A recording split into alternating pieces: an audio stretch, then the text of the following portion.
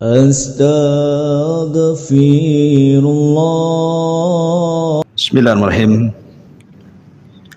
Assalamualaikum warahmatullahi wabarakatuh.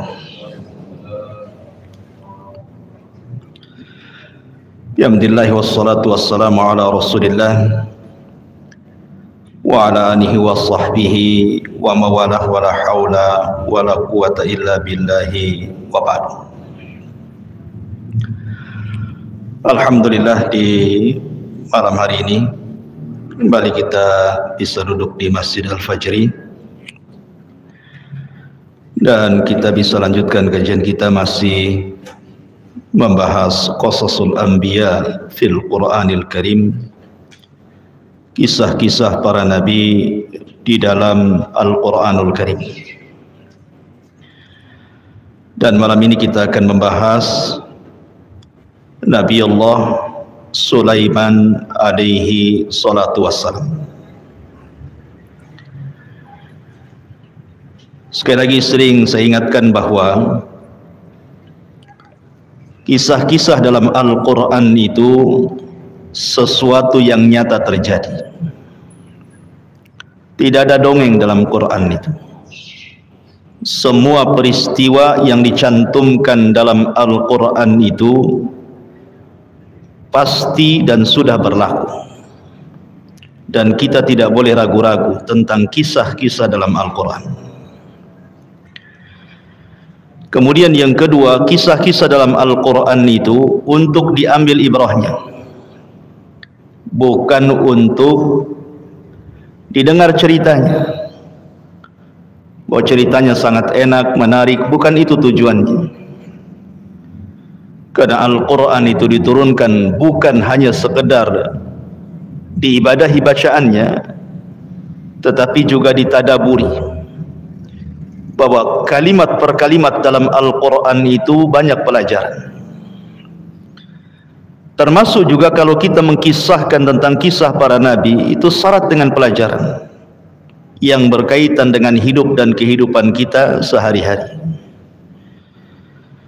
Maka dalam kisah Nabi Allah Sulaiman alaihi salatu wassalam ini juga banyak kisah nanti yang syarat dengan pelajaran untuk kita ambil ibrah dalam kehidupan kita. Dan kisah Nabi Allah Sulaiman banyak kisahnya dalam Al-Quranul Karim, dan Allah subhanahu wa ta'ala sebutkan sampai 17 kali di beberapa surat di dalam Al-Quranul Karim. Dan begitu pentingnya sehingga Allah subhanahu wa ta'ala sampai menyebar di beberapa surat dalam Al-Quran kisah Sulaiman ini, dan setiap ayat dalam setiap surat yang menceritakan Sulaiman itu banyak pelajaran dalamnya. Nanti kita akan melewati apa saja pelajaran yang kita bisa petik dari kisah Nabi Allah Sulaiman alaihi salatu wassalam. Ma'asyiral muslimin yang dimuliakan Allah subhanahu wa ta'ala, Nabi Allah Sulaiman alaihi salatu wassalam adalah satu di antara nabi-nabi Bani Israel. Bahkan di antara nabi-nabi yang sangat terkenal setelah Nabi Musa alaihi salatu wassalam. Karena tidak ada di antara nabi-nabi Bani Israel yang digabungkan oleh Allah subhanahu wa ta'ala dengan dua keutamaan. Satu sisi dia nabi, sisi lain dia raja, kecuali hanya ada dua nabi saja. Pertama Nabi Allah Sulaiman alaihi salatu wassalam, yang kedua bapaknya Nabi Allah Daud alaihi salatu wassalam. Ma'asyiral muslimin yang dimuliakan Allah subhanahu wa ta'ala, dalam Al-Quran surah Al-An'am Allah subhanahu wa ta'ala sebutkan di antara keutamaannya adalah pada ayat ke-84, wa nuhan hadaina min qablu wa min dzurriyyatihi Dawuda wa Sulaiman wa Ayyuba wa Yusuf wa Musa wa Harun wa kadzalika nazzil muhsinin. Dan Nuh kami telah berikan petunjuk kepada dia, sebelum para nabi yang lainnya. Kemudian dari turunannya di sana ada Daud, Sulaiman, Ayub, Yusuf, Musa, Harun. Begitulah kami akan membalas orang-orang yang berbuat baik. Allah Subhanahu wa taala memuji mereka dalam ayat ini. Bahkan lebih tegas lagi disebutkan dalam surah Al-Anbiya ayat 79. Allah mengatakan fafahamnaha Sulaiman. Maka kami, kata Allah, berikan kepahaman kepada Sulaiman. Apa yang dipahamkan Allah kepada Sulaiman? Kata ahli tafsir, Sulaiman dianugerahi ilmu yang luas, pemahaman yang baik, dan kebijaksanaan yang luar biasa. Wajar saja, karena memang dia sendiri adalah putra daripada Nabi Allah Daud alaihi salatu wassalam. Dan ketika Allah Subhanahu wa taala memberikan sifat kepada ayahandanya Sulaiman, Nabi Allah Daud dalam Al-Baqarah 251, wa qatala Daud Jalut wa ataahu Allahul mulka wal hikmata wa 'allamahu mimma yasha.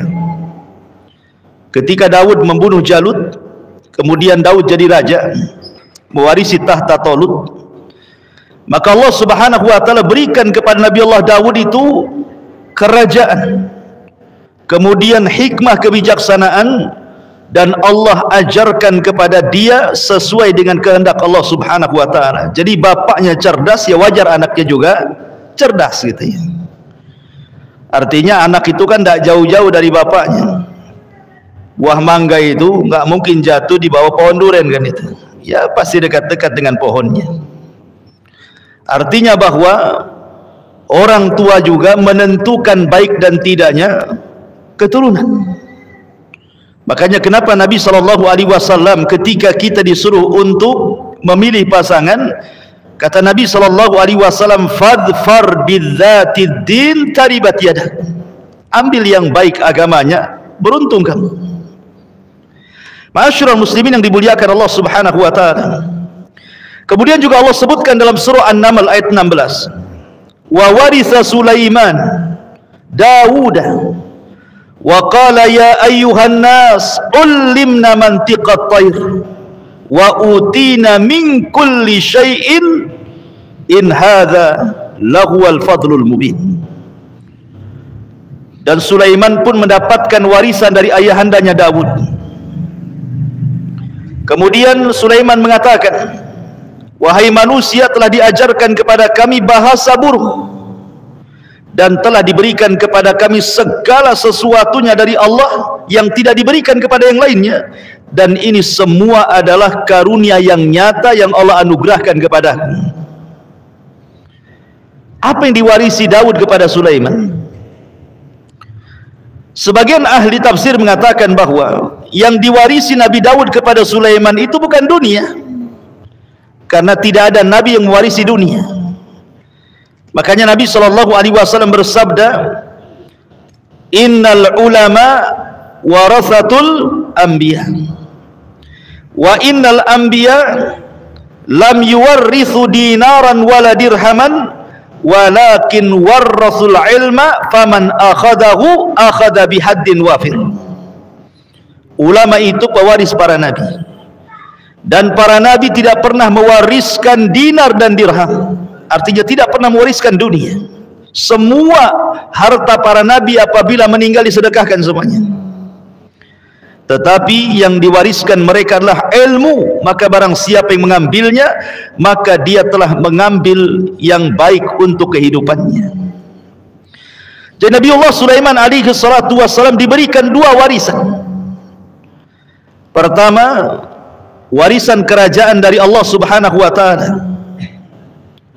Kemudian yang kedua, ini yang paling penting, adalah warisan yang disebutkan oleh Imam At-Tabari rahimahullahu taala. Maksudnya adalah warisan al-ilmu alladzi kana ataahu Allahu fi hayati. Jadi Sulaiman diberikan pengetahuan yang luas, ilmu yang cemerlang dalam kehidupannya, dan juga Dia diwarisi kerajaan yang tidak diberikan oleh Daud kepada anak-anaknya. Anaknya Daud kan banyak. Nabi Daud itu punya anak 19. Tapi kenapa Sulaiman yang dipilih? Kalau bukan karena Allah Subhanahu wa taala telah memilih sehingga Nabi Daud mempercayakan kekuasaannya kepada Sulaiman dari 9 putra Daud. Ya. Menunjukkan bahwa Sulaiman ini memiliki kedudukan di mata ayahandanya Daud dan juga diangkat derajatnya di sisi Allah Subhanahu wa taala. Ma'asyiral muslimin yang dimuliakan Allah Subhanahu wa taala. Di antara kisah Sulaiman yang sering diceritakan banyak manusia, mungkin antum kecil-kecil juga sudah mendengar bagaimana kisah Nabi Allah Sulaiman. Yang paling masyhur adalah Nabi Allah Sulaiman alaihi salatu wassalam diberikan oleh Allah Subhanahu wa taala kerajaan yang tidak diberikan kepada para nabi setelah bahkan sesudahnya. Kekuasaan yang luas sekali. Dan itu adalah doa Sulaiman itu sendiri. Ketika Sulaiman alaihi salatu wassalam sebagaimana dalam sebuah hadis dari Abdullah ibn Amr ibn As radhiyallahu an, selesai membangun Masjidil Aqsa. Tentu bukan dari dasarnya, dasarnya sudah ada. Dialah orang yang pertama kali membuat haikal. Yang haikal ini kemudian menjadi sebuah cerita bagi orang-orang Yahudi bahwa apabila mereka menemukan haikal Sulaiman di bawah Masjidil Aqsa, maka Masjidil Aqsa itu akan ditumbangkan. Kemudian mereka akan membangun haikal itu, kemudian mereka meyakini bahwa penolong mereka itu akan muncul dan akan menguasai dunia. Maksud mereka adalah Dajjal. Ya, tapi mereka mengatakan itu penolong mereka. Jadi haikal ini menjadi cerita dongeng bagi orang-orang Yahudi. Mereka meyakini bahwa di bawah Masjidil Aqsa itu ada haikal Sulaiman. Makanya lihat Masjidil Aqsa itu sudah lubang bawahnya kan. Makanya tidak boleh menampung banyak-banyak. Kalau banyak-banyak bisa roboh. Dibatasi orang sholat di Masjidil Aqsa itu. Karena sudah dilobangi. Orang-orang Yahudi itu berusaha mencari haikal Sulaiman, dan kalau sudah ketemu masjid itu dirobohkan, haikal itu yang dibangun. Padahal ini dongeng belaka. Ma'asyiral muslimin yang dimuliakan Allah Azza wa Jalla. Setelah kemudian Sulaiman selesai membangun Masjidil Aqsa dan membangun haikal, maka Nabi Allah Sulaiman meminta kepada Allah Subhanahu wa taala 3 perkara. Kata Nabi sallallahu alaihi wasallam, sa'alallaha hukman yusadifu hukmahu. Di mana Sulaiman meminta kepada Allah agar setiap putusannya yang diputuskan kepada rakyatnya itu cocok dengan hukum Allah Subhanahu wa taala. Yang kedua, wa mulkan la yanbaghi li ahadin min ba'di. Dan dia meminta agar dia diberikan kerajaan yang tidak diberikan kepada siapapun, hanya dia saja. Kemudian yang ketiga, wala ya'ti hadzal masjida ahadun la yuridu illa salata fihi illa kharaja min khati'atihi kayaumin waladathu ummu. Dan siapapun yang datang ke Masjidil Aqsa tidak ada niat kecuali salat, maka keluar seluruh dosanya akan diampuni seperti bayi yang baru dilahirkan dari ibunya. Kata Nabi sallallahu alaihi wasallam, amma thintani faqad utiyahuma. Adapun yang 2 sudah Allah kabulkan. Adapun yang ketiga, wa ana arju an yakuna qad utiya thalitha. Aku hanya berharap mudah-mudahan yang ketiga juga dikabulkan. Artinya setiap yang sholat di Masjidil Aqsa keluar sudah diampuni dosanya seperti bayi yang baru dilahirkan. Kenapa? Karena Rasul pernah sholat di situ. Kapan? Ketika peristiwa Isra dan Mi'raj, dia jadi imam di situ. Ya. Lah di antara kekuasaan Sulaiman yang ma'ruf adalah dia sanggup memahami bahasa binatang. Mau binatang terbang, mau binatang yang melata di bumi, mau binatang jinak sampai kepada binatang buas, mau binatang kecil sampai kepada binatang besar, Sulaiman paham dengan bahasa itu. Dan inilah keistimewaan Sulaiman yang tidak diberikan kepada yang lainnya. Bukan hanya mampu menundukkan binatang, dari yang jinak sampai yang buas, dari yang terbang sampai yang melata di bumi, sampai kepada makhluk yang tidak bisa dilihat, jin, Sulaiman bisa menundukkannya. Padahal jin kan tidak bisa dilihat. Jin itu gaib bagi kita, karena Allah Subhanahu wa taala yang mengatakan innahum yarakum min haitsu la tarawnahum. Mereka melihat kalian, kalian tidak melihat mereka. Makhluk yang tidak bisa dilihat bisa tunduk kepada Sulaiman. Ini kan luar biasa. Bahkan awan dan angin semua tunduk kepada Sulaiman. Nanti ada kisahnya. Tapi dari sini menunjukkan bahwa lihat, Allah Subhanahu wa taala melimpahkan karunia-Nya kepada siapa yang dikehendakinya, dan Allah berikan kepada Sulaiman kelebihan yang tidak ada para nabi yang lainnya. Bahkan Nabi SAW suatu ketika beliau sempat sholat, kemudian dalam sholatnya diganggu oleh jin, oleh syaitan. Maka ditangkaplah oleh Rasul, kemudian terkena lehernya, tercekiklah leher jin itu, jin jahat yang menggoda Nabi itu. Kemudian keluar liurnya, dan Rasul mengatakan, aku merasakan liurnya syaitan itu dingin di tanganku.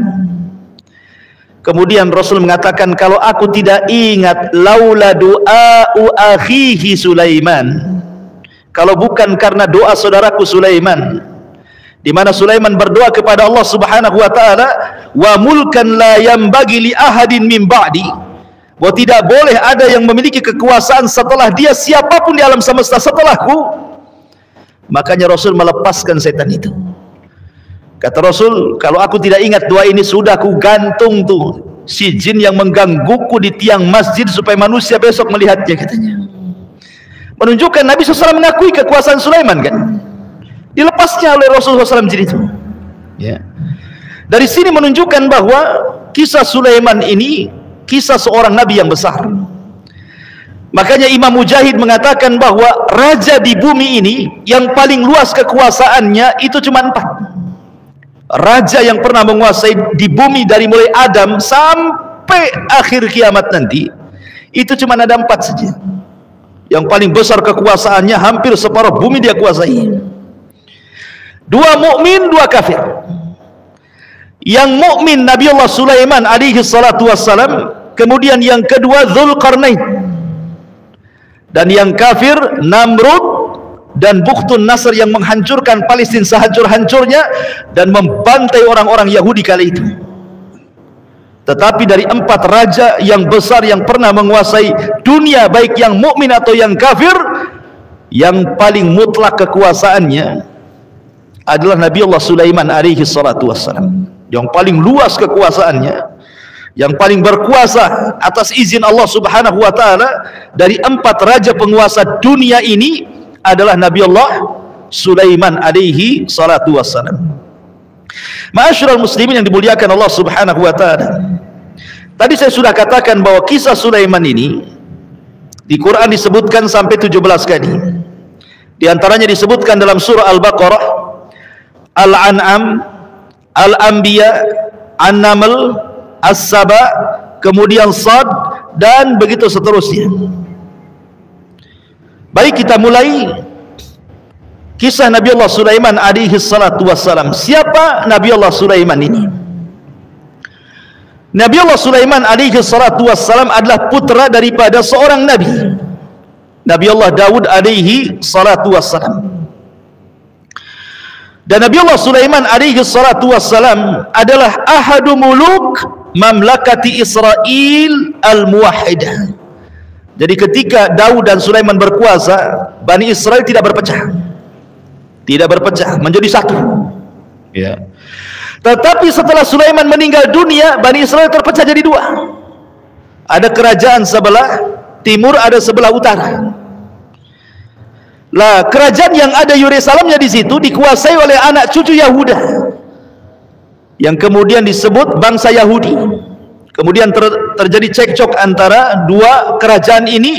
Kemudian turunan Yahuda menyerbu Bani Israel yang sebelah timur. Akhirnya menyatu. Sejak itulah yang dikenal oleh kita bukan Bani Israel, tetapi Yahudi sampai hari ini. Kita kenal Yahudi saja. Ya. Karena sebagian Penamaan Yahudi itu salah satunya adalah ada yang mengatakan karena dia adalah turunan putra Yakub namanya Yahuda ibn Yakub, maka turunan disebut Yahudi. Ada yang mengatakan Yahudi itu diambil dari kalimat hudna ilaika. Hudna ilaik itu artinya kami bertobat kepadamu ya Rabb.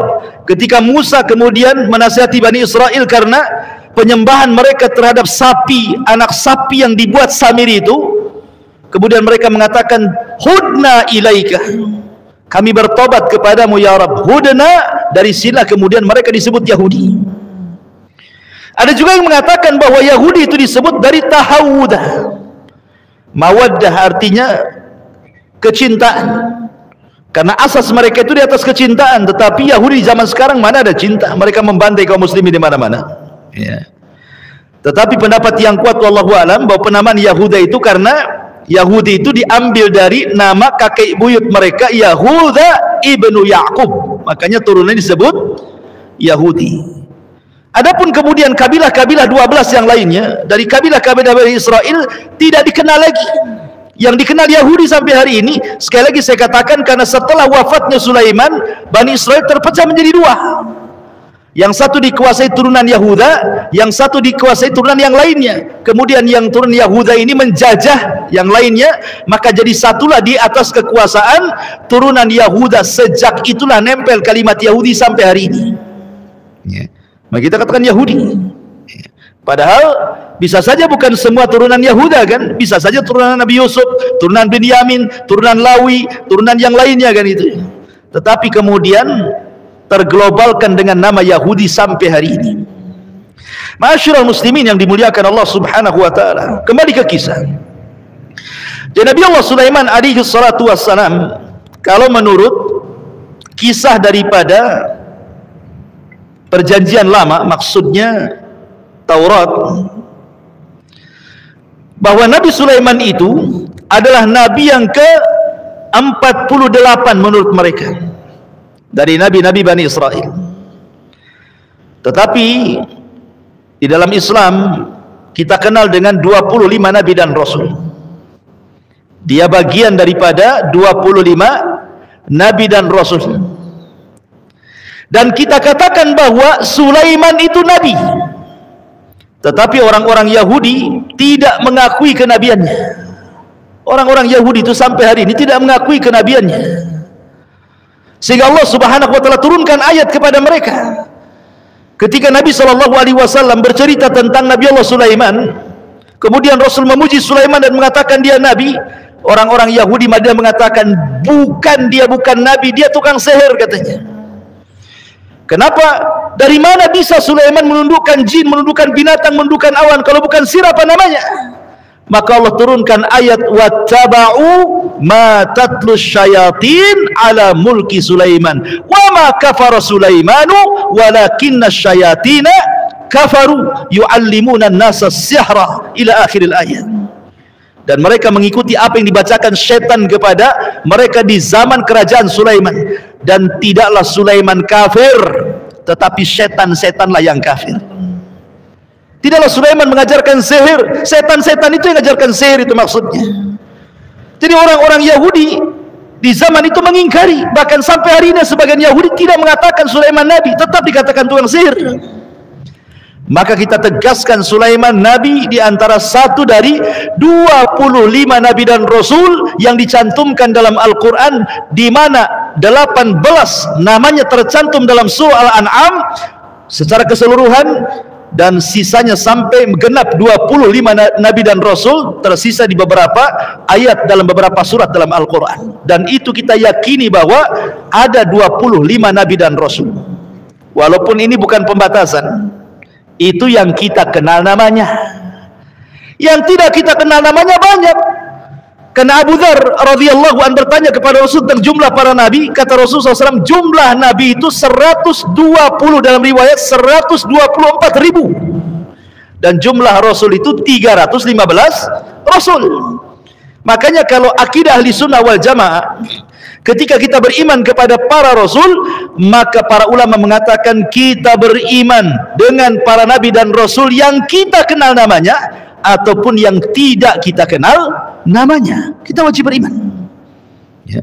Ma'asyiral muslimin yang dimuliakan Allah Subhanahu wa taala. Nabi Allah Sulaiman alaihi salatu wassalam, dia lahir di Palestina, tepatnya di kota Gaza. Kita sering mendengar ada jalur Gaza.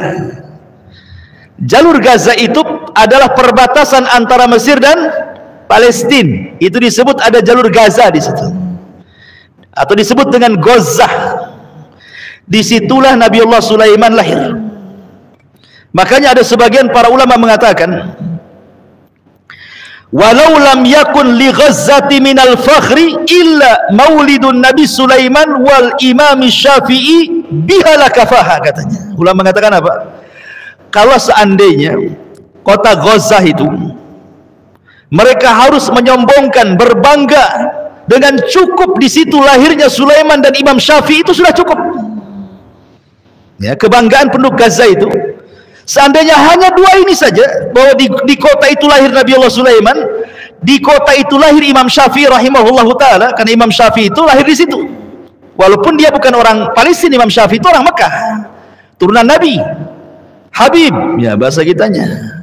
Cuman bapaknya hijrah cari ekonomi dari Mekah ke Palestina, kemudian lahirlah di Gaza itu Imam Syafi'i, Muhammad ibn Idris Asy-Syafi'i rahimahullahu taala. Baru kemudian setelah meninggal bapaknya dan dia menjadi yatim, ibunya pulang lagi ke Mekah. Itu cerita Imam Syafi'i itu.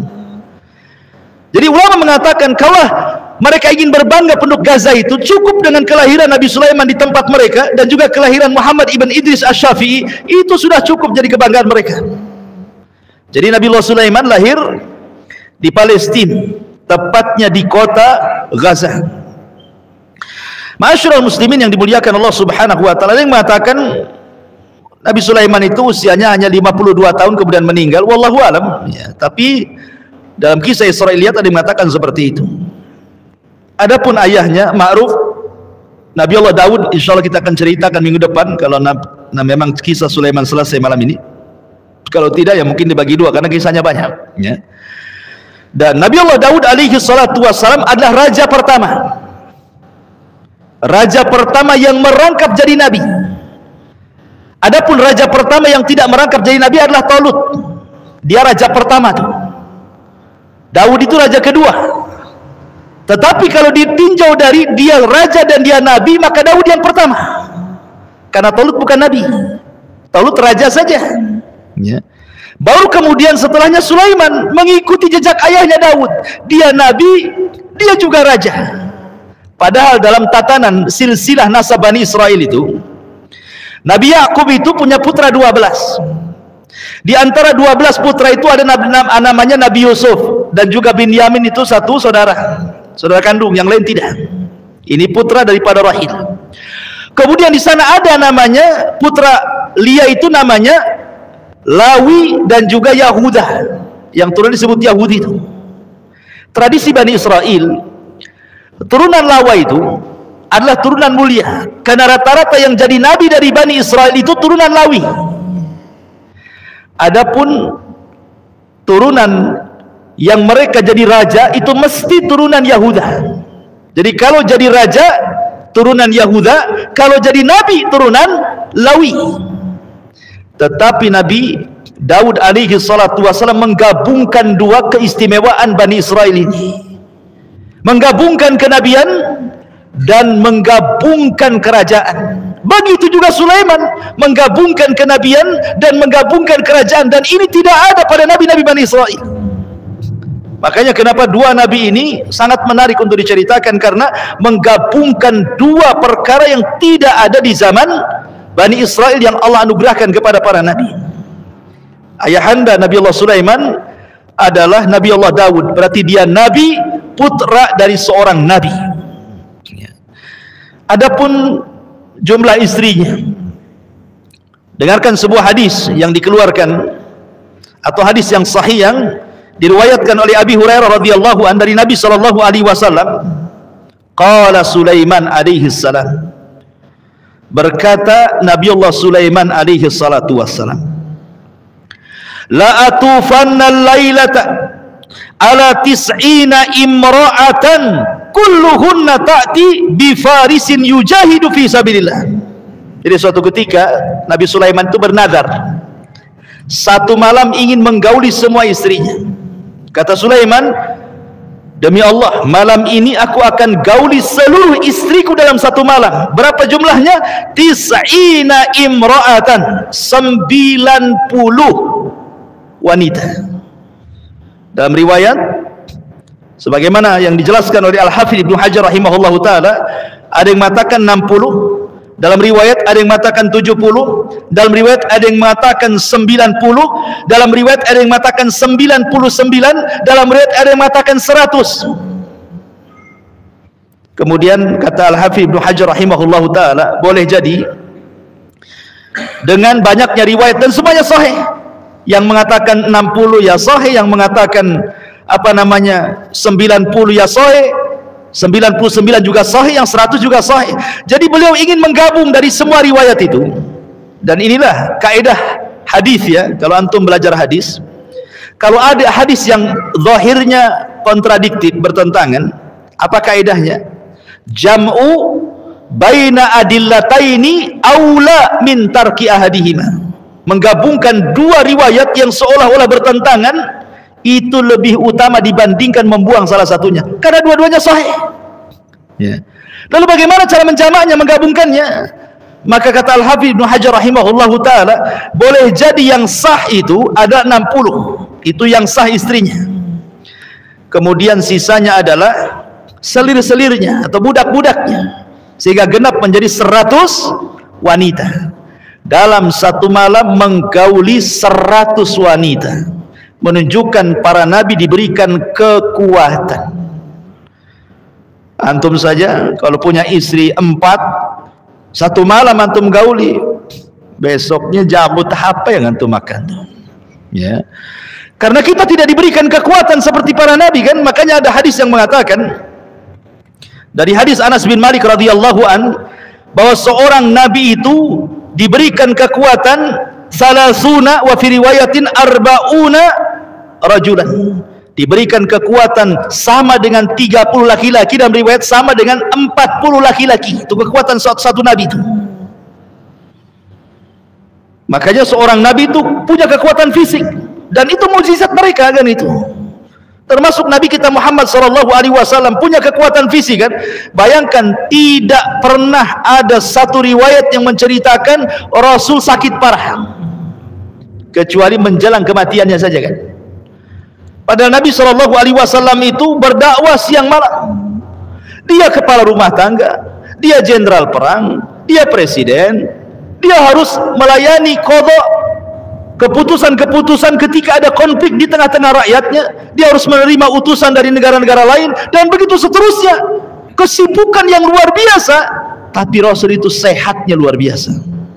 Sampai-sampai para ulama ada yang menulis tentang Tibun Nabawi, bagaimana Nabi itu sehat. Kemudian diteliti dari mulai tidurnya sampai bangunnya, mulai jalannya sampai larinya, dan begitu seterusnya. Kalau kita mengikuti cara-cara Nabi SAW, pasti kita sehat. Kalau menyelisih cara-cara Nabi, ya banyak penyakit itu. Bahkan tidurnya Nabi saja mukjizat. Tidurnya Nabi lah mukjizat. Kalau kita ikut tidurnya Nabi, itu sehat tuh. Tapi kebanyakan kita kan menyelisih tidurnya Nabi, ya wajar macam-macam penyakit masuk dalam badan kita ini ya. Masyaallah muslimin yang dimuliakan Allah Azza wa Jalla. Lah kemudian Nabi Sulaiman mengatakan, saya dalam satu malam ini akan menggauli semua istriku, dan aku berkeinginan nanti kalau seandainya setiap wanita yang kugauli itu memiliki anak, dan setiap satu wanita satu anak laki-laki, aku akan jadikan setiap anakku menjadi pejuang di jalan Allah Subhanahu wa taala. Menjadi pejuang di jalan Allah, menjadi mujahid fi sabilillah. Tetapi Nabi Allah Sulaiman dilupakan tidak mengucap insya Allah. Harusnya dia mengatakan insya Allah. Sebab kalimat insya Allah ini penting. Sesuatu yang kita kehendaki, kalau Allah tidak berkehendak, tidak akan terjadi. Sesuatu yang Allah kehendaki, kalau kita yang tidak berkehendak, tetap terjadi ya. Jadi apapun yang Allah kehendaki pasti terjadi, apa yang Allah tidak kehendaki tidak akan terjadi. Nabi Allah Sulaiman lupa mengucapkan kalimat insya Allah. Rupanya semua istri-istrinya tidak ada yang mengandung, tidak ada yang melahirkan kecuali satu orang. Itu pun cacat setengah manusia, tidak punya kaki. Ya, ya. Gara-gara tidak mengucapkan insya Allah, punya anak cacat, tidak punya kaki, separuh manusia.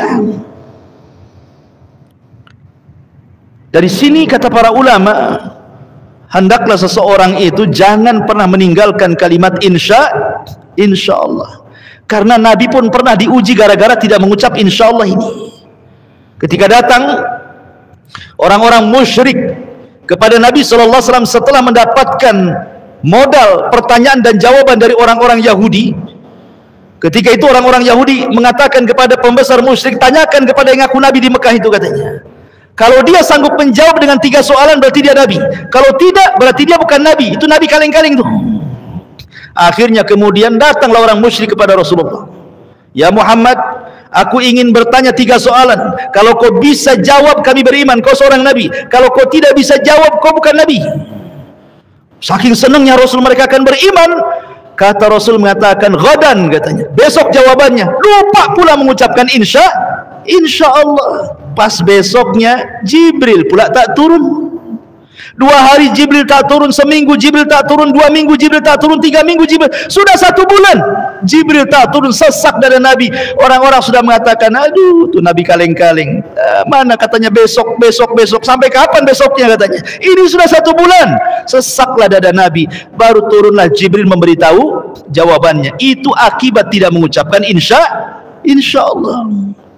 Bahkan orang kafir sekalipun, orang kafir, ya, kalau dia mengucapkan insya Allah, terkadang sesuatu yang tidak mungkin terjadi jadi terjadi. Contoh, nanti di akhir zaman Ya'juj wa Ma'juj itu kan berada di balik benteng yang dibuat oleh Dzulqarnain. Sampai hari ini tidak bisa keluar tuh. Setiap hari Ya'juj dan Ma'juj itu ngorek lubang di bawah benteng itu supaya bisa keluar dari benteng. Apabila kemudian tenggelam matahari, mereka pulang lagi ke tempat-tempat mereka. Besoknya lagi rupanya lubang yang mereka gali sudah tertutup. Begitu setiap hari, mereka tidak bisa keluar. Setiap menggali lubang besoknya tertutup lagi, menggali lubang lagi besoknya tertutup lagi. Tapi nanti di akhir zaman, ketua Ya'juj dan Ma'juj akan mengatakan kepada anak buahnya, dia mengatakan nahfiru ghadan insyaallah. Insyaallah besok kita lanjutkan pekerjaan kita, katanya. Setelah pemimpin Ya'juj dan Ma'juj mengatakan insyaallah, besoknya lubangnya tidak lagi terisi dan mereka bisa melanjutkan untuk penggaliannya sampai berhasil keluar dari benteng. Dan jadilah fitnah di akhir zaman Ya'juj dan Ma'juj. Ya, kalimat insyaallah ini penting. Jangan kemudian walaupun antum yakin 100% besok bisa datang ke undangan, besok datang ke antum, karena antum berpikir nggak ada acara, ya nggak ada masalah, senanglah besok datang. Jangan katakan seperti itu. Insya Allah besok datang. Boleh jadi antum tidur, tahu-tahu asam urat kumat, kakinya tak bisa melangkah paginya. Siapa yang tahu, ya kan? Tahu-tahu ada acara yang lain, nggak tahu kita ini. Tahu-tahu ketabrak, tahu-tahu nabrak, kita tidak tahu, kan begitu ya. Makanya kalimat insya Allah ini penting. Makanya Nabi Sulaiman gara-gara tidak mengucapkan insya Allah, lahir seorang bayi separuh manusia, kan itu ya. Subhanallah, ya. Ma'asyiral muslimin yang dimuliakan Allah Subhanahu wa taala. Ya, dari sini menunjukkan bahwa jumlah istri Sulaiman itu ada 100, kan itu. Ada yang mengatakan yang 60 sah, yang lainnya adalah selirnya atau budak-budaknya, hamba sahayanya, wallahu a'lam. Ya, itu berdasarkan hadis yang sahih yang saya sebutkan tadi. Baik. Di antara keutamaan Nabi Allah Sulaiman, dia seorang nabi ini, sifat-sifatnya luar biasa. Kenapa? Nabi Allah Sulaiman alaihi salatu wassalam itu sangat dicintai rakyatnya. Senang. Rakyatnya itu senang kepada Nabi Allah Sulaiman. Menjadi seorang pemimpin yang disenangi rakyatnya. Karena ada sifat-sifat yang ada pada Sulaiman yang menjadikan kenapa kemudian dia dicintai oleh rakyatnya Bani Israel. Pertama, Di antara kekuasaannya Sulaiman itu, di antara tugasnya adalah dakwah kepada kaumnya sebagaimana dakwah para nabi, mengajak manusia ke dalam tauhid. Bahkan di zaman Nabi Sulaiman tidak ada satu tukang sihir yang berani mempraktikkan sihirnya. Dia punya orang kepercayaan namanya Asif ibn Barkhiyah. Itu orang kepercayaan Sulaiman namanya Asif ibn Barkhiyah. Diutus untuk datang ke tukang-tukang sihir. Kemudian diambili semua kitab-kitabnya. Kemudian dilarang tidak boleh mempraktikkan tukang sihir kalau dengan kesihiran, kalau tidak mereka akan dibunuh. Akhirnya tidak ada di zaman Sulaiman tukang sihir yang berani praktek sihir. Kemudian jimatnya, kitabnya diangkut semua, diletakkan di sebuah peti, kemudian diletakkan di bawah singgasana Sulaiman. Sulaiman pun bersesumbar dan mengatakan, siapa yang berani mengambil peti ini dan dia dari kalangan jin, kupastikan terbakar. Tapi siapa yang mengambil dari kalangan manusia, ku bunuh dia, kata Sulaiman. Dakwah tauhid, memberantas kesyirikan. Ya, sebab selama masih ada dukun, masyarakat pasti rusak. Ya. Kalau masih ada dukun, pasti masyarakat rusak. Karena tahulah antum kan amalannya dukun itu, membuat orang sakit, membuat orang musuhan, bekerja sama dengan setan, menyesatkan orang, rusak sebuah tempat itu kalau dukunnya di situ. Makanya Sulaiman berusaha untuk mendakwahkan tauhid kepada masyarakatnya. Kemudian yang kedua, ada uhaqqi syukri lillahi ta'ala ala ma razaqahum minan ni'amil katsirah. Nabi Sulaiman suka bersyukur dengan kekuasaannya. Makanya nanti ketika kita nanti berkisah tentang kisah Balqis, di mana Balqis mendapatkan surat dari Sulaiman, apa kata Balqis? Dia itu raja biasa yang maksudnya untuk menjajah orang itu hanya karena dunia, ataukah memang dia seorang nabi? Dikirim hadiah sama Ratu Balqis, dikirim hadiah banyak-banyak. Ketika Sulaiman kemudian mendapatkan hadiah, apa kata Sulaiman? Apa yang Allah berikan jauh lebih baik daripada yang Allah berikan kepada kalian. Nabi Sulaiman tidak mengatakan apa yang aku punya lebih baik dibandingkan yang kamu punya. Tidak. Nabi Sulaiman mengatakan apa? Apa yang Allah berikan. Jadi Sulaiman menasabkan semua nikmat kepada Allah.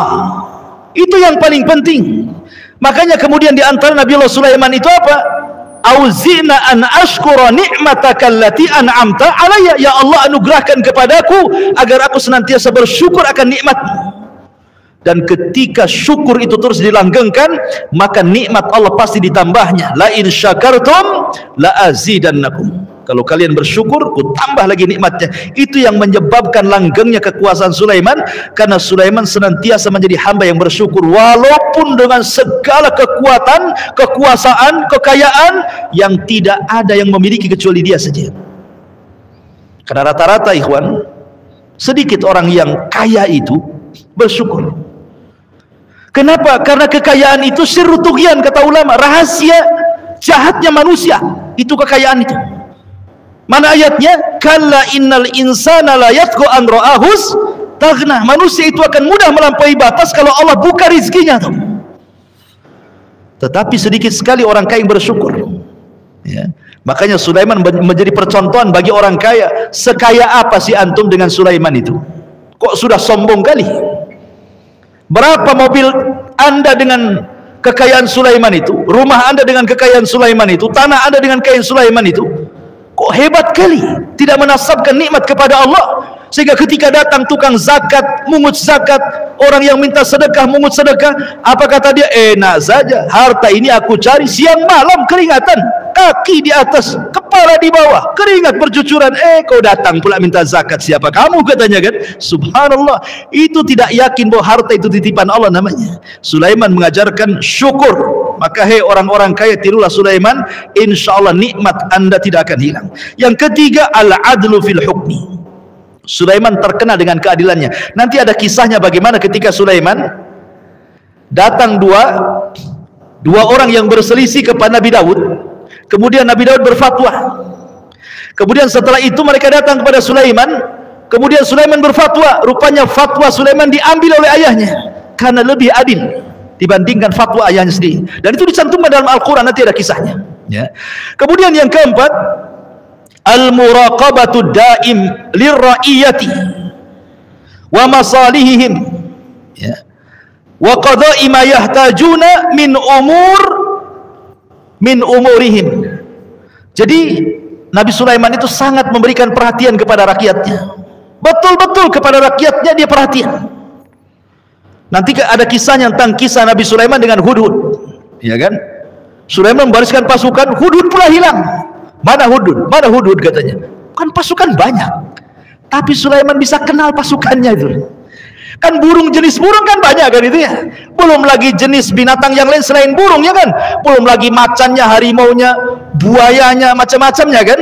Belum lagi binatang yang terbang, binatang yang melatanya, belum lagi jinnya. Dia hafal mana pasukan yang nggak ada di situ.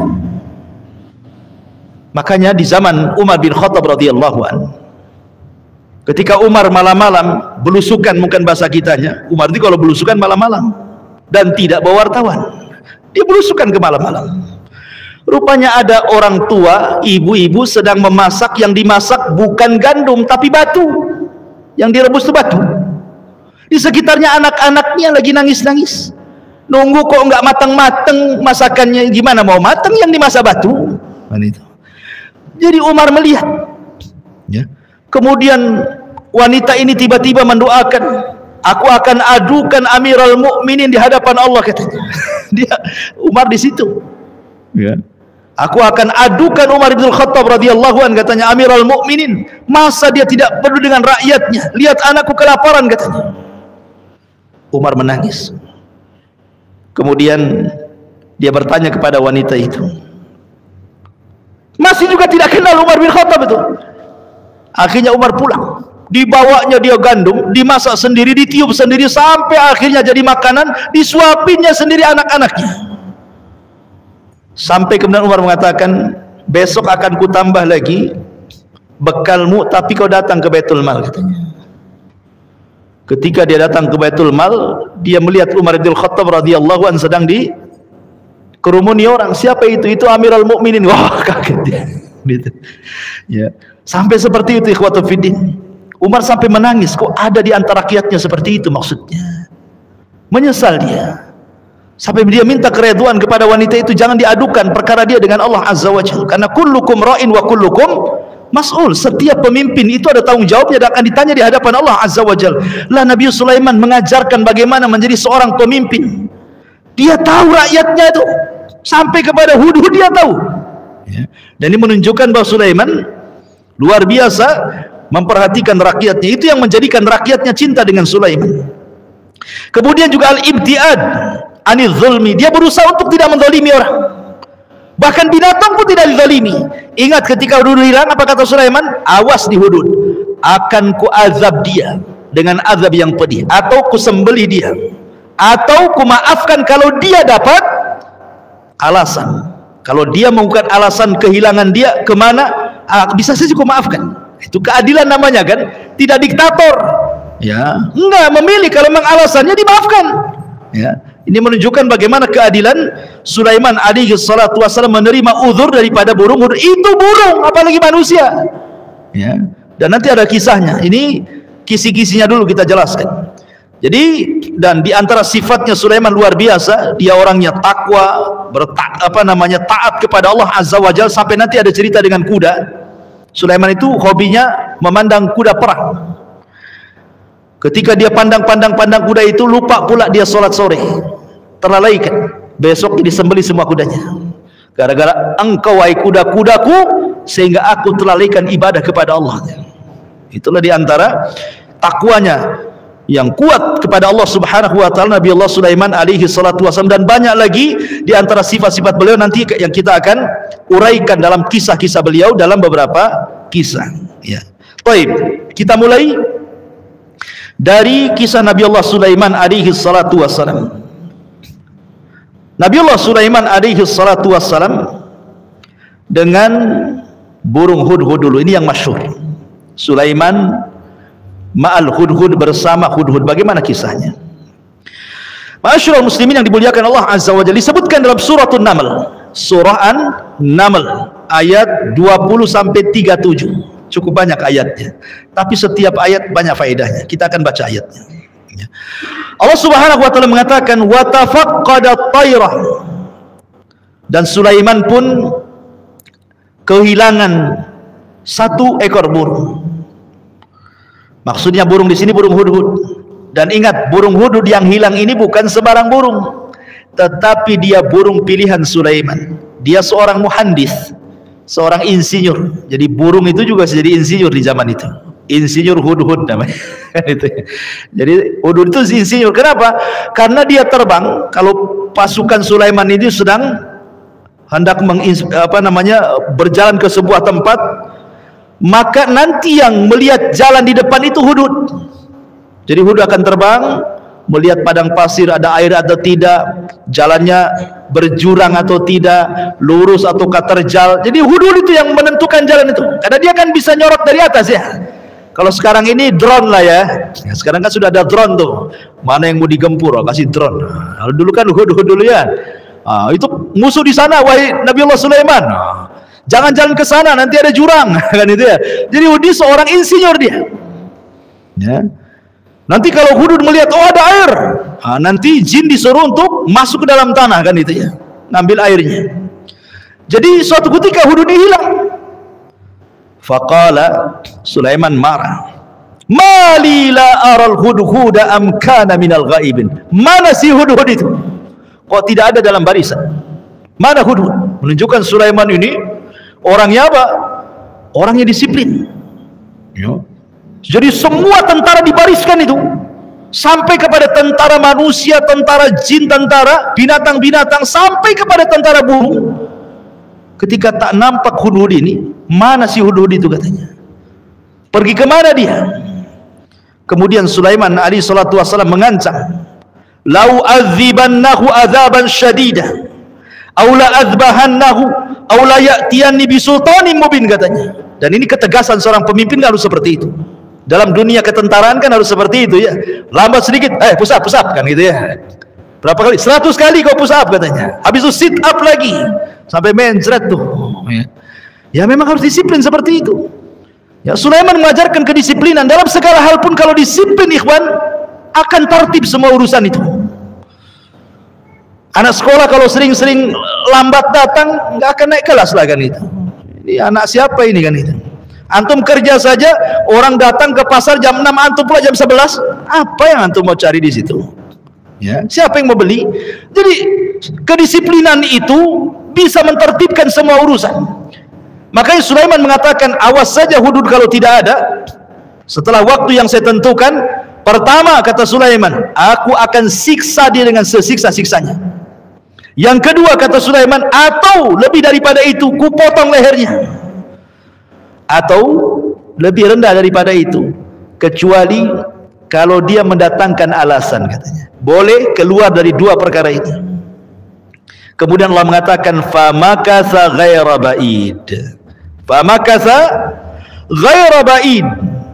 Maka tidak lama kemudian datanglah hudhud dekat dengan Sulaiman. Ada yang mengatakan di sini Sulaiman yang kemudian mencari hudhud, kemudian dia nampak hudhud dari dekat. Ada juga yang mengatakan burung hudhud datang mendekati Sulaiman. Kemudian dia berbisik-bisik dengan sesama burung. Hudhud, kata kawan burungnya itu, tadi raja kita Sulaiman marah kepadamu, bahwa engkau akan disiksa, bahwa engkau akan disembelih kecuali kau datangkan alasan. Kata hudhud, tenang, aku punya alasan. Akhirnya dia menghadap Nabiullah Sulaiman. Apa kata hudhud? Ketika ditanya dari mana engkau wahai hudhud, maka hudhud mengatakan, faqala ahadtu bima lam tuhit bihi wa ji'tuka min saba'in binaba'in yakin, katanya. Apa kata hudhud?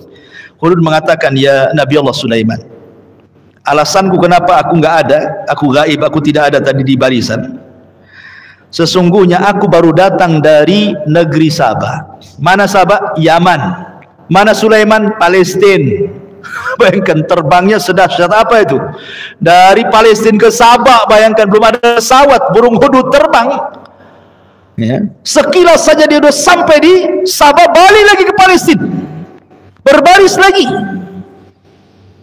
Kata hudhud kepada Sulaiman, Dia mengatakan, ya Nabi Allah Sulaiman, aku telah mengetahui sesuatu yang engkau tidak tahu. Menunjukkan apa? Hudhud yakin pengetahuan itu milik Allah. Tidak ada satupun nabi yang tahu tentang gaib. Kalau seandainya Sulaiman tahu yang gaib, nggak mungkin dia bertanya, dari mana engkau, kan begitu ya? Sama dengan seorang dukun yang sok tahu yang gaib, tiba-tiba kemudian bertengkar dengan istrinya kabur, kemudian setelah 1 minggu ketemu, kata dukunnya, dari mana aja kau, katanya. Nah, berarti kan tidak tahu yang gaib tuh si dukun tuh. Kenapa tanya sama istrinya, dari mana kamu, kan gitu ya? Kalau dia tahu yang gaib, nggak perlu tanya dari mana kamu. Pasti jawabnya, ngapain kau di rumah si Anu seminggu, kan begitu ya jawabannya. Kok tanyanya dari mana kamu? Berarti dia nggak tahu yang gaib si dukun itu. Sok-sokan pula tahu yang gaib gitu ya. Jangankan dukun, nabi saja tidak tahu yang gaib. Sulaiman lo tidak tahu kalau Hudhud dari negeri Sabah, tidak tahu yang gaib dia. Makanya kemudian Hudhud dengan yakinnya Sulaiman tidak tahu pengetahuan tentang apa yang ia ketahui dari Allah Subhanahu wa taala, bahwa dia sudah sampai kepada sebuah kerajaan, di situ ada umat yang dirajai oleh seorang perempuan, seorang ratu. Makanya Hudhud mengatakan kepada Sulaiman, dia mengatakan, aku mengetahui apa yang engkau tidak ketahui. Sungguh aku baru saja sampai di negeri Sabah membawa berita yang sangat meyakinkan untukmu. Ini berita yang bagus, wahai Sulaiman. Maka Sulaiman alaihi salatu wassalam mengatakan, Hudhud mengatakan, apa yang kau lihat di negeri Sabah, kata Sulaiman. Maka Hudhud mengatakan, inni wajadtu imra'atan tamlikuhum wa utiyat min kulli syai'in wa laha arsyun azim wajadtuha wa qaumaha yasjuduna lisyamsi min dunillah wa zayyana lahumus syaitan a'malahum fasaddahum anis sabili fahum la yahtadun. Kata Hudhud, dia mengatakan, wahai Sulaiman, sungguh aku telah mengetahui sesuatu yang tidak pernah engkau ketahui. Aku datang kepadamu dari negeri Sabah membawa sebuah berita yang meyakinkan. Sungguh kudapati ada seorang wanita, perempuan yang memerintahkan mereka, dan dia dianugerahi segala sesuatu serta memiliki singgasana yang sangat besar. Tapi Hudhud mengatakan, tetapi kata Hudhud, aku dapati dia, wanita itu dan kaumnya, menyembah matahari bukan kepada Allah, dan setan telah menjadikan terasa indah bagi mereka perbuatan-perbuatan buruk mereka sehingga menghalangi mereka dari jalan Allah, maka mereka pun tidak dapat petunjuk. Subhanallah. Di sini Hudhud memberikan pelajaran kepada kita, ikhwan, bahwa setiap binatang itu adalah muwahhid, ahli tauhid. Semua binatang itu ahli tauhid. Tidak ada binatang yang menyekutukan Allah, hanya manusia saja yang menyekutukan Allah itu. Buktinya Hudhud tidak suka dengan orang-orang yang menyembah matahari. Dia ngomong sama Sulaiman, aku dapati, wahai Sulaiman, itu sang ratu dan semua pengikutnya semua menyembah matahari, padahal harusnya mereka menyembah Allah, kata Hudhud. Lihat, Hudhud saja tahu apa itu tauhid. Dari sini menunjukkan bahwa semua binatang itu muwahhid. Semua binatang itu mentauhidkan Allah Subhanahu wa taala. Makanya Allah mengatakan, wa in min kulli syai'in illa yusabbihuna bihamdi walakin la tafqahuna tasbihahum. Segala sesuatu yang Allah ciptakan itu mereka bertasbih kepada Allah, cuman engkau saja yang tidak tahu tasbih mereka. Kalau Allah perdengarkan kambing bisa bicara dengan tasbih mereka, antum akan dapati mereka mengucapkan alhamdulillah. Kalau seandainya ayam-ayam yang sedang bertasbih, antum perdengarkan tasbih mereka, maka mereka akan mengucapkan alhamdulillah. Itu yang kita dengar dari mereka. Cuman kan kita tidak paham bahasa mereka. Coba bayangkan, terkadang binatang itu jauh lebih baik dibandingkan manusia, kan? Di sini Allah mengatakan, ulaika kal an'am bal hum adall. Bahkan di antara mereka itu, manusia maksudnya, ada yang persis dengan binatang ternak, bahkan lebih sesat dibandingkan binatang ternak. Binatang ternak saja masih mentauhidkan Allah. Lihat Hudhud di sini, ya. Kemudian juga di sini Hudhud mengatakan bahwa sesungguhnya syaitan sudah menyesatkan mereka sehingga mereka jauh dari jalan Allah, dengan sebab itulah mereka tidak dapat petunjuk. Dari sini ada faedah Hudhud ingin memberitahu kepada kita bahwa semua kemaksiatan tidak lepas dari campur tangan setan di dalamnya. Ya, itu faedahnya di situ. Tidak ada satupun kesyirikan di dunia ini, tidak ada sesuatu penyimpangan dalam sunnah di dunia ini, tidak ada sesuatu kemaksiatan di dunia ini kecuali setan ada di situ. Kecuali setan ada di situ. Karena di sini Hudhud mengatakan apa? Dia mengatakan wa zayyana lahumus syaitanu a'malahum, dan setan datang menghiasi amalan mereka sehingga mereka menjadi penyembah matahari kan itu. Fasaddahum anis sabili fahum la yahtadun, sehingga menyesatkan dari jalan Allah dan mereka pun tidak dapat petunjuk. Makanya banyak-banyak ta'awudz, berlindung kepada Allah dari syaitan yang terkutuk, karena syaitan akan berusaha untuk menghiasi amalan kita. Tidak dengan jalan buruk, maling, rampok, kolusi, syirik, bid'ah. Setan kadang-kadang disuruh apa? Disuruhnya kita ibadah. Banyak-banyak kau sholat tapi riya, banyak-banyak kau sedekah supaya dipuji orang, banyak-banyak kau berbuat baik supaya orang anggap Pak Haji, Pak Ustadz, Pak Kiai. Kan itu dibuatnya dia beramal soleh tetapi untuk diperlihatkan kepada manusia. Jadi setan itu dari dua jalan, disuruhnya kita sesat atau disuruhnya sok-sok ibadah padahal untuk riya saja, buang-buang waktu saja ibadahnya. Ma'asyiral muslimin yang dimuliakan Allah Azza wa Jalla. Baik, kemudian Hudhud melanjutkan ceritanya. Kata beliau, alla yasjudu lillahi alladhi yukhrijul hubba fis samawati wal ardi wa ya'lamu ma tukhfuna wa ma tu'linun. Allahu la ilaha illahu rabbul arsyil azim. Subhanallah. Ini Hudhud masih ceramah nih, ya. Apa kata Hudhud? Dia mengatakan mereka juga tidak menyembah Allah yang mengeluarkan apa yang terpendam di langit dan di bumi, dan yang mengetahui apa yang kamu sembunyikan dan apa yang kau tidak nyatakan. Allah tidak ada Tuhan melainkan Dia yang berhak disembah kecuali Dia, Tuhan yang mempunyai arsy yang paling agung. Hudhud jelas, bahasa ini bahasa tauhid, ya, mengingatkan kekuasaan Allah. Hudhud ini wajar Allah disembah, Dialah yang mengeluarkan semuanya, dari yang terpendam sampai yang terlihat. Ma'asyiral muslimin, luar biasa ceramahnya Hudhud. Kalau antum ceramah, pakai ceramahnya Hudhud ini. Ini ceramah tauhid. Tetapi kan Hudhud ini kan datang kepada Sulaiman ngasih habar kan. Namanya habar itu bisa ya bisa tidak kan. Ada orang datang ngasih habar kepada antum, oh begini Pak Pendi, tadi saya di jalan situ ada orang tabrakan, motornya terguling-guling, oh orang yang mati, kenapalah kepalanya tuh. Namanya habar, bisa ya bisa tidak, bisa ditambah bisa dikurang. Iya kan, namanya habar kan. Sulaiman tidak membenarkan secara mutlak, ya tidak mendustakan secara mutlak. Makanya Sulaiman kemudian berkata kepada Hudhud ini, qala sananzur asadaqta am kunta minal kadhibin. Tunggu dulu, kita lihat habar yang kau bawa ini benar ataukah habar yang kau bawa ini dusta, kata Sulaiman. Tunggu dulu, jangan cerita-cerita saja, katanya. Kemudian kalau begitu, kalau memang apa yang khabarkan benar, idhab bi kitabi hadza, bawa suratku ini. Kemudian fa'alqihi ilaihim, serahkan suratku kepada raja mereka, sampaikan suratku kepada raja mereka. Thumma tawalli ankum fangdur madza yarji'un. Kemudian kamu menghindar dulu, kau lihat dari jauh kira-kira respon suratku gimana. Jadi Sulaiman nguji, kau ini jangan-jangan cari alasan saja, karena tadi saya katakan kalau kau tidak ada sudah ku bantai kau, katanya. Kau mau cari alasan ya, katanya.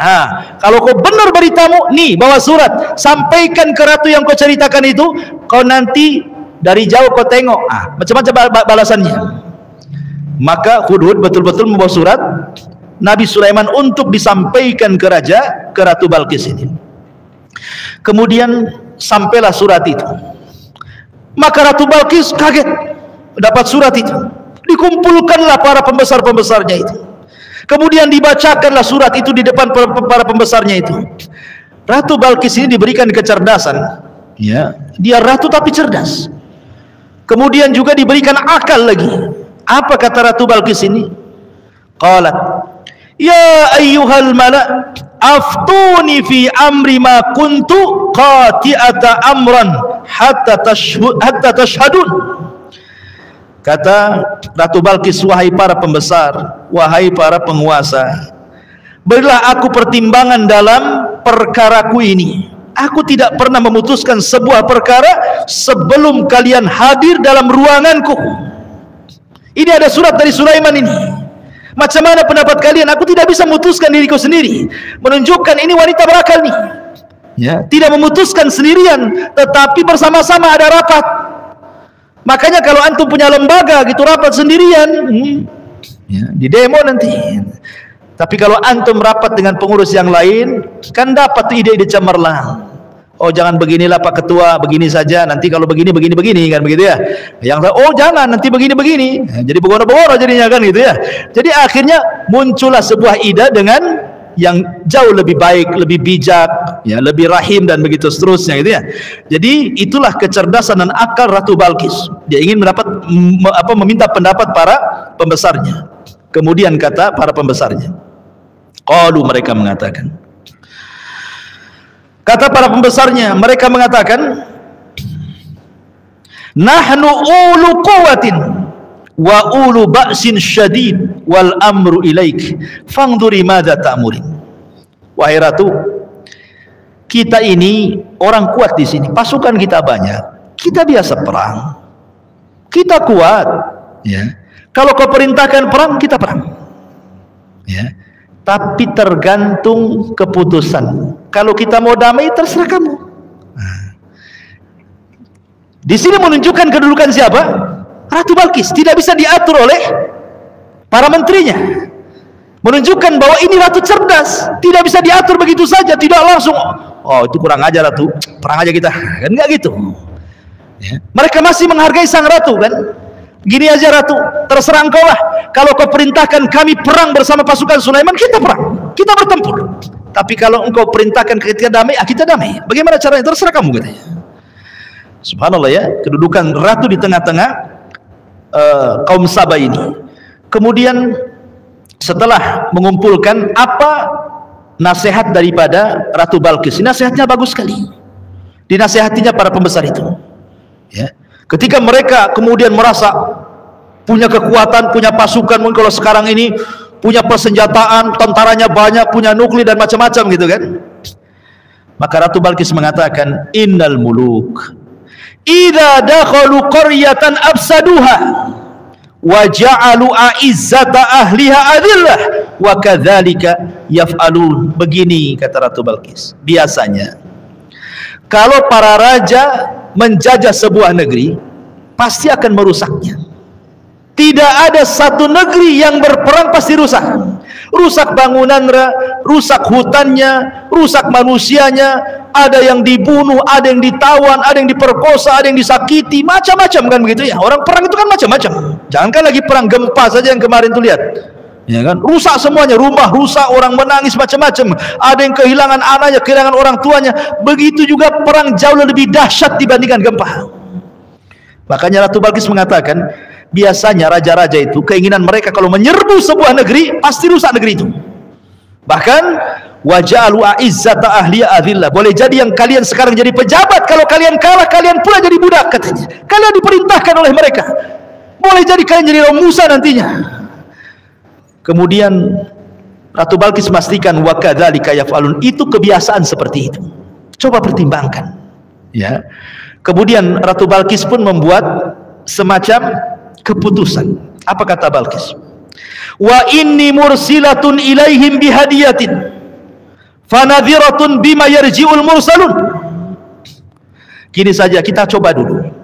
Kalau memang Sulaiman dengan surat itu dia ngaku-ngaku nabi dan rasul, kita coba kirimkan hadiah. Kalau dia menerima hadiah itu berarti pengakuan saja dia nabi dan rasul. Oh berarti sama dengan raja-raja yang lain, dia hanya ingin menguasai dunia saja. Kita coba kirim hadiah. Nah, cemana tuh? Sulaiman mengambil hadiah. Kalau mengambil hadiah berarti sama aja. Memang dia ingin menjajah sebuah negeri hanya urusan dunia gitu ya. Nah, kita lihat nanti hasilnya. Dikirimlah hadiah banyak-banyak sama Ratu Balqis. Kemudian setelah sampai, falamma jaa Sulaiman qala atumiddunani bimalin fama atani Allahu khairun mimma atakum bal antum bihadiyatikum tafrahun. Kemudian kata Sulaiman ketika sampai itu hadiah yang banyak di depannya, dia mengatakan, apakah kalian akan menyogokku dengan harta, katanya. Apakah kalian menyogokku dengan harta? Oh, tidak bisa. Apa yang Allah berikan kepadaku jauh lebih hebat dibandingkan Allah berikan kepada kalian. Tadi saya sudah singgung bagaimana Sulaiman menasabkan nikmat kepada Allah. Sulaiman tidak mengatakan apa yang kupunya jauh lebih hebat daripada apa yang kau punya, tapi Sulaiman mengatakan apa yang Allah berikan. Masih ingat Allah bahwa semua adalah pemberian Allah. Itu yang paling penting dalam hidup itu. Jangan diakui ini milik kita. Jangan lagi soal harta, soal rumah, soal kendaraan. Badan antum itu milik Allah. Makanya tidak boleh antum potong jari antum. Itu bukan hak antum potong jari, karena jari antum milik Allah. Makanya kenapa hukuman orang yang bunuh diri itu diramahkan di neraka, sampai bahasa hadis itu khalidan finnar, dikekalkan di dalamnya. Maksudnya bukan kekal seperti orang kafir, tidak, tapi saking lamanya gitu maksudnya. Ya, karena orang bunuh diri itu dia bukan sedang membunuh dirinya, dia sedang menyakiti hak Allah. Badan itu milik Allah, kenapa kau bunuh diri? Ya, ma'asyiral muslimin yang dimuliakan Allah Subhanahu wa taala. Jadi Sulaiman mengingatkan kepada Ratu Balqis, apa yang Allah kasih jauh lebih hebat dibandingkan yang Allah kasih kepada kalian. Bukan itu tujuanku. Ya. Kemudian ma'asyiral muslimin yang dimuliakan Allah Azza wa Jalla, Sulaiman mengatakan, irji ilaihim. Sini kamu yang bawa surat utusan Balqis, balik kau ke kerajaanmu, katanya. Ingat, falanatiyannahum bijunudin la qibala lahum biha wala nukhrijannahum minha azillatan wa hum saghirun. Subhanallah, ini diancam nih Sulaiman. Apa kata Sulaiman kepada utusan itu? Pergi kamu, bawa surat ini. Ingat, kami pasti akan datang kepada mereka dengan bala tentara yang mereka tidak mampu melawannya, dan akan kami usir mereka di negara Sabah secara terhina, dan mereka akan menjadi tawanan yang hina di hadapanku, kata Sulaiman. Masuk Islam atau kami gempur kalian. Nah gitu bahasanya. Jadi oke, ini kisah Sulaiman dengan Ratu Sabah sampai di sini. Ya. Sekarang kita masuk kepada tanggapan Sulaiman setelah mendapatkan hadiah. Dia kumpulkan orang-orangnya. Sebagaimana tadi Ratu Sabah mengumpulkan orang-orangnya, ini Sulaiman mengumpulkan pasukannya juga. Mau ngasih arahan. Ya. Apa kata Sulaiman? Qala ya ayyuhal malau ayyukum ya'tini bi arsyiha qabla an ya'tuni muslimin. Kata Sulaiman sambil dia duduk. Sulaiman itu kebiasaan dari mulai terbit matahari sampai zuhur, maka dia akan duduk di singgasananya, akan menerima keluhan-keluhan, aduan-aduan atau saran-saran. Ya, jadi dari duha sampai zuhur saja. Itulah Sulaiman berjumpa dengan rakyatnya. Jadi waktu itu Nabi Sulaiman punya keyakinan bahwa Ratu Balqis pasti beriman. Dia punya keyakinan Ratu Balqis beriman. Kenapa? Sulaiman yakin bahwa Ratu Balqis akan masuk Islam. Ya. Karena Sulaiman melihat akal yang dimiliki Ratu Balqis. Dia tidak menghadapi surat Sulaiman itu dengan apa? Dengan kekerasan, kan? Padahal dia seorang ratu, besar kekuasaannya, kan? Bisa saja ini kurang ajar aja ini, kita perang aja, kan, begitu kan? Tapi ngasih hadiah, menunjukkan ada kelembutan tuh di hati Ratu Balqis itu. Maunya berdamai, tidak mau perang, gitu maksudnya. Yang kedua, melihat orang yang membawa surat itu. Jadi Sulaiman sangat yakin ini ratu ini berakal, pasti beriman dia. Makanya Sulaiman kemudian membuat cara bagaimana mendatangkan Balqis ke Palestina dari Sabah itu. Dengan cara apa? Mendatangkan istananya. Diangkat istananya, dibawa ke Palestina, dari Yaman ke Palestina. Kemudian Sulaiman mengatakan, wahai para pembesar, siapa di antara kalian yang sanggup membawa istana Ratu Balqis kepadaku sebelum mereka datang kepadaku menyerahkan diri, maksudnya beriman. menjadi Islam. Sebelum mereka masuk Islam, kita angkat istananya dulu katanya. Yakin kan Sulaiman mereka akan masuk Islam itu kan?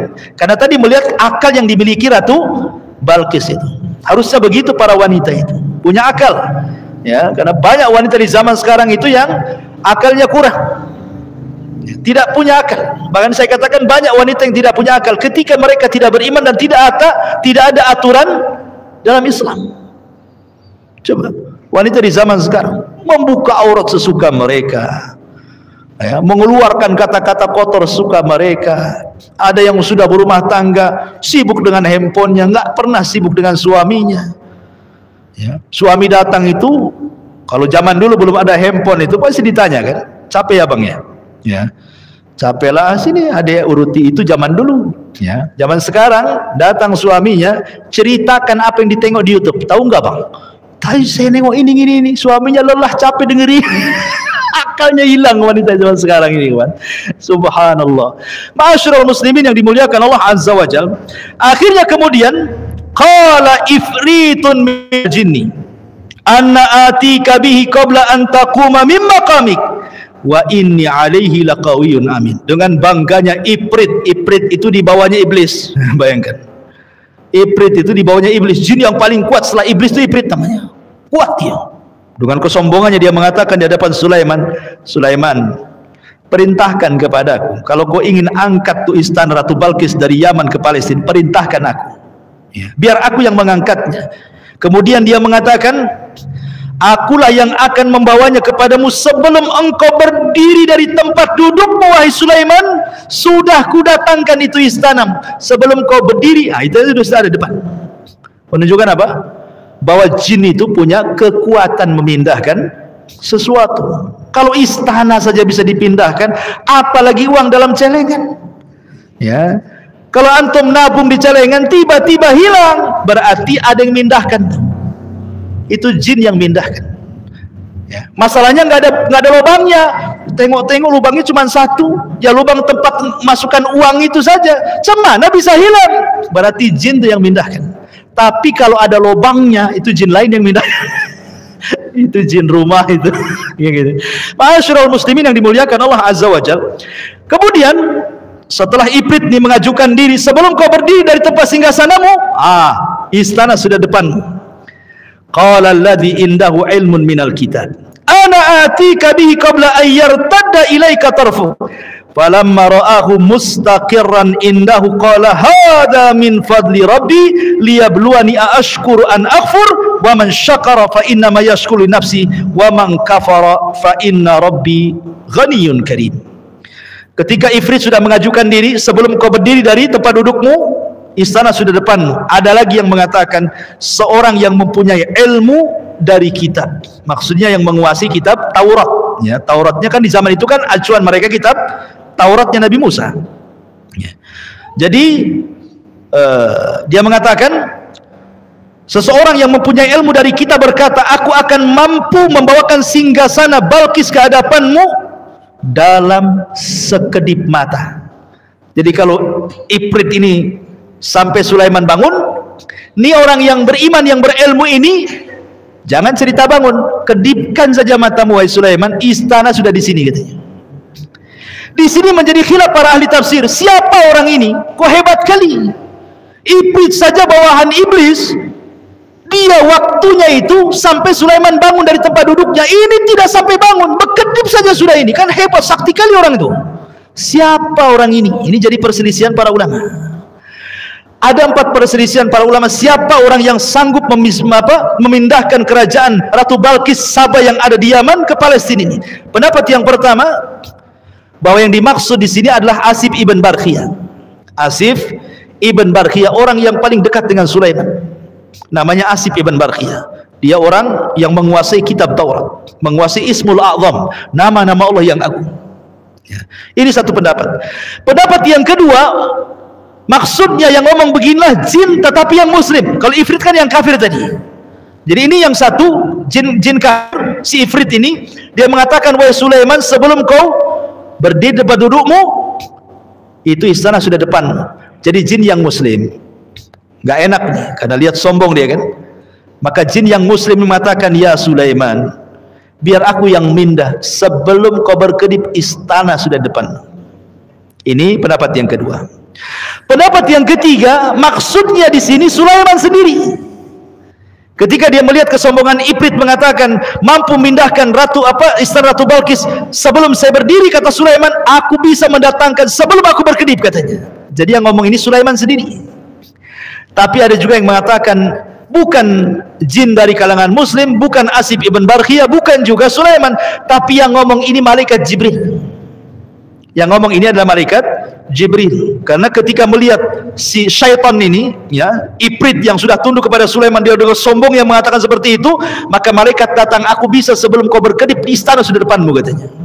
Jadi ada 4 penafsiran para ulama tentang siapa yang memindahkan istana Ratu Balkis itu. Akhirnya kemudian ketika betul-betul mereka mampu mendatangkan istana di depan Sulaiman itu, apa yang terjadi? Sulaiman bersyukur kepada Allah. Dia mengatakan, hadza min fadli rabbi liyabluwani aashkuru am akfur. Ini semua karunia Allah, ya. Ini semua ujian bagiku, apakah aku bisa bersyukur dengan kekuasaan yang aku miliki, mampu memindahkan istana dengan pasukanku atau aku sendiri, gitu ya. Apakah aku menjadi orang kufur? Inilah kebalikan perkataan Sulaiman dengan perkataan Qarun. Ketika Sulaiman diberikan kekuasaan, kekayaan yang luas, dia mengatakan hadza min fadli rabbi, ini semua karunia Allah untuk menguji aku, apakah aku bisa syukur ataukah kufur. Tapi Qarun ketika sudah kaya, datang penarik zakat untuk minta zakatnya, apa kata Qarun? Innama utitu min ilmin indi, enak saja kau narik zakatku, katanya. Ini kekayaanku, kata Qarun, semua datang karena kemampuanku, bukan karena Allah. Ini saya kaya, wajar saya kaya karena saya S1, S2, S3, doktor, profesor. Masa saya miskin, sekolah saya tinggi? Itu kan. Dia tidak paham bahwa kekayaan itu datang dari Allah. Banyak orang nggak sekolah kaya juga kok. Karena harta itu tidak bisa membedakan mana mukmin, mana kafir. Dua-duanya dikasih sama Allah. Qarun kaya, Sulaiman juga kaya. Namrud kaya, ya kan? Dzulqarnain juga kaya. Abu Bakar kaya, Abu Jahal juga kaya. Artinya kekayaan itu diberikan oleh Allah kepada yang dicintai dan kepada yang tidak dicintai. Beda dengan iman, Allah hanya berikan kepada orang yang dicintainya saja. Makanya harta itu ditentukan siapa pemegangnya. Kata Rasul, malun saleh li rajulin saleh. Harta itu akan jadi baik kalau pemegangnya orang baik. Harta itu akan jadi jahat kalau pemegangnya orang jahat, kan begitu. Tergantung siapa yang megang. Ya, kembali akhirnya kemudian betul-betullah istana itu sudah jogrok di hadapan Nabi Allah Sulaiman. Kemudian Sulaiman mengatakan kepada para prajuritnya, nakirulah arsyah nangdur atahdiya am takunu minal ladina la yahtadun. Coba ubah sedikit istana itu, ubah sedikit saja, kita lihat apakah Ratu Balkis bisa mengenali istananya lagi atau tidak. Robah sedikit. Bagaimana cara merubahnya? Nanti dikisahkan. Kemudian falamma ja'at kila ahada arsyuk. Ketika Ratu Balkis datang, Sulaiman mengatakan, betul itu istanamu wahai sang ratu, katanya. Kata Ratu Balkis, qalat ka'annahu wa utinal ilma min qabliha wa kunna muslimin. Kata Ratu Balkis, seakan-akan iya, mirip tapi kok beda. Karena sudah dirubah sama Sulaiman kan itu. Kayak iya tapi tidak, kayak tidak tapi iya. Itulah orang ragu-ragu namanya. Ya. Jadi macam iya tapi kok beda gitu ya bahasanya ya. Akhirnya kemudian setelah Sulaiman beritahu tidak, itulah istana. Kagetlah. Loh, istana ada di Yaman kok sekarang ada di Palestina, gimana cara mindahnya? Kayak kisah Aladin saja jadinya. Ya. Jadi ma'asyiral muslimin yang dimuliakan Allah Azza wa Jalla, makanya lanjut ayatnya kemudian, maka ketika Ratu Balkis datang ditanyakan kepadanya, serupakah ini singgasanamu wahai Balkis? Dia menjawab seolah-olah itu dia, dan dia Balkis pun berkata, kami telah diberi pengetahuan sebelumnya, karena Sulaiman kan terkenal masalahnya sampai ke negeri Sabah juga kan gitu ya, dan kami adalah orang-orang yang berserah diri kepada Allah. Sekarang aku mengakui kau seorang nabi, aku beriman dengan agamamu karena melihat mukjizat mampu memindahkan istana kan begitu ya. Ya, siapa yang bisa mengalahkan Sulaiman? Bisa saja nanti ini istana dipindah, nanti pasukannya di istana ke tengah laut dipindah, bisa saja kan gitu ya. Habis pasukannya. Ya. Kan Sulaiman punya macam-macam jin banyak kan ini.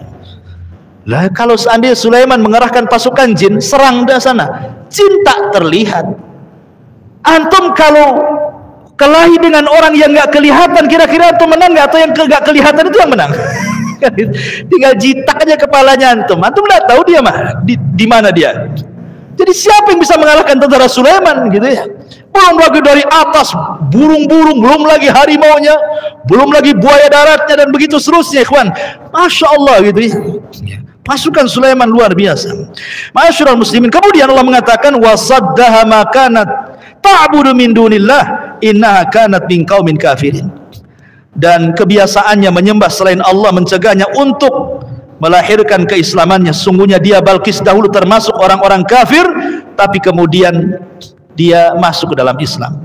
Bagaimana Sulaiman merubah istana Balkis? Di sini disebutkan. Qila laha udkhulis sarha falamma ra'athu hasibathu lujja wa kashafat an saqaiha qala innahu sarhun mumarrad min qawarir qalat rabbi inni zalamtu nafsi wa aslamtu ma'a Sulaiman lillahi rabbil alamin. Kata Sulaiman, cobalah kau masuk ke istanamu tuh. Masuk sana. Apa yang terjadi? Masuklah Ratu Balkis ke istananya sendiri itu yang ada di Palestina ya. Maka Allah mengatakan ketika betul-betul dia masuk ke istananya, maka ketika dia Ratu Balkis melihat lantai istana itu, dikiranya kolam air yang besar dan disingkapkannya penutup kedua betisnya. Jadi Sulaiman, kalau sekarang ini umpamanya ini keramik nih, diganti kaca, ya, kan diletakkan di atas laut kan itu ya, pinggir laut kan dekat kerajaan Sulaiman. Jadi kayak kolam gitu ya. Coba antum lihat kalau seandainya ada kolam renang, antum tutup atasnya pakai kaca yang anti pecah, kan sekarang banyak itu ya. Bahkan saya pernah waktu di Malaysia itu bertamu kepada seorang pembisnis. Di rumahnya dia bentuk kayak gitu tuh, di ruang tengahnya itu. Pertama anak masuk itu kaget juga, ya, karena pakai keramik yang nerawang itu, rupanya kaca. Ya. Jadi di bawahnya kayak semacam akuarium yang gede itu, di bawahnya, terus di atasnya dikasih kaca. Itu jadi ruang tamu tuh. Jadi kalau kita duduk itu nampak tuh ikan lohan tuh. Kesana kemari ikan koi itu di bawah pantat kita kan. Ya, mungkin kurang lebih ya. Di zaman sekarang kan sudah mutakhir ya, bisa saja. Kok di zaman dulu, ya kan belum ada kan itu. Kecuali mujizat dari Allah yang diberikan kepada Sulaiman kan itu ya. Sehingga Ratu Balkis disangka mau masuk kolam, padahal itu kaca tuh. Disingkaplah betis dia gitu ya, takut masuk air gitu ya. Aneh dia, tahu-tahu ketika jalan loh, kok nggak tersentuh airnya. Dari situlah dia makin yakin kalau Sulaiman adalah seorang nabi. Makanya kemudian lanjut ayatnya dia mengatakan, qalat rabbi inni dhalamtu nafsi. Ya Rabb, sesungguhnya aku telah mendolimi diriku sendiri. Wa aslamtu ma Sulaiman lillahi rabbil alamin. Dan aku pun masuk ke agama Sulaiman, agama yang hanya menyembah Allah, Rabb semesta alam. Adapun kemudian kisah apakah Ratu Balkis belakangan menikah dengan Nabi Sulaiman atau tidak, ini memang ada beberapa pendapat ulama. Memang tidak ada khabar yang sahih dalam masalah ini, baik dalam Quran ataupun hadis Nabi tentang apakah kemudian Ratu Balkis menikah dengan Sulaiman. Tetapi ada pendapat Imam Qurtubi rahimahullahu taala dalam kitabnya Al-Jami' li Ahkamil Quran. Dia menyebutkan beberapa akwal, ada 3 perkataan. Salah satunya beliau menukilkan pendapat bahwa kemungkinan Ratu Balkis menikah dengan Sulaiman. Walaupun ada juga yang membantah tidak dan begitu seterusnya. Tapi ada yang berpendapat bahwa Ratu Balkis itu menikah dengan Nabi Allah Sulaiman. Wallahu a'lam bishawab. Ikhwan, masih banyak kisah Sulaiman dengan jin, kisah Sulaiman dengan petani, kisah Sulaiman dengan semut, kisah Sulaiman dengan kuda, ya, dan kisah Sulaiman dengan kodok. Walaupun ada beberapa kisah yang tidak sahih ya, tapi nanti kita ceritakan juga sebagai pengetahuan supaya ketika antum membaca kisah Sulaiman di Google jangan mentalan saja, karena tidak semua kisah-kisah berkenaan dengan Sulaiman itu sahih. Kita kan hanya berdandaskan kepada Al-Quran dan sunnah Nabi SAW. Adapun selain itu ya boleh jadi itu cerita Israiliyat, ya kan? Dan cerita Israiliyat tidak bisa jadi pegangan, ya hanya untuk mengetahui saja bahwa ini bukan daripada Islam. Wallahu a'lam ikhwan. Kalau kita ceritakan bisa sampai jam 12 ya. Subhanakal bihamdika asyhadu an la ilaha illa anta astaghfiruka wa atubu ilaik. Allahu ta'ala. Assalamualaikum warahmatullahi wabarakatuh.